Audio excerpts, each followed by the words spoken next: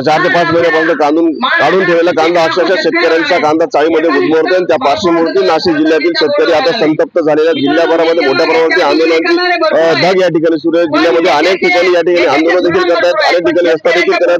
आज नाशिक जिल्ह्यामध्ये जवळपास 3 ते 4 ठिकाणी शेतकऱ्यांचा रस्ता रोको आहे आणि आता त्याची आपण नाशिकच्या वन्नेरच्या या ठिकाणी आलो आहोत। वन्नेरमध्ये देखील कांदा उत्पादक शेतकऱ्यांनी या ठिकाणी हमी भाव मिळावा यासाठी रस्ता रोको केलेला आपण बघू शकतो। सकाळपासून या रस्ता रोको सुरू होत असलेल्या मोठ्या प्रमाणात ट्रॅफिक देखील कांद्याला हमी भाव मिळावा यासाठी मागणी देखील करत आपण इथले शेतकऱ्यांची पुढे नेमकं काय कशासाठी काय मागण्या नेमकं भरपूर दिवसापासून कांद्याला जो भाव आहे तो कांद्याला एकदम कवडीमोल भाव भेटत आहे, त्यामुळे शेतकऱ्याचे एकदम आतुनात हाल होत आहे।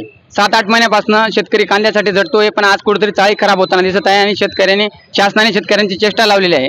त्यामुळे शासनाने लवकरात लवकर निर्यात खुली करावी आणि कांद्याला हमी भाव द्यावा। तसेच ज्या चाळींचं नुकसान झालेलं आहे त्यांचे पंचनामा करून त्यांना अनुदान द्यावं ही इथं बसलेल्या सर्व शेतकऱ्यांची मागणी आहे। नक्कीच निर्यात खुली करून कांद्याला हमी भाव द्यावा अशी मागणी येथील शेतकऱ्यांमार्फत करण्यात येत आहे। मनोज शेवाळे, DN मराठी, मालेगाव।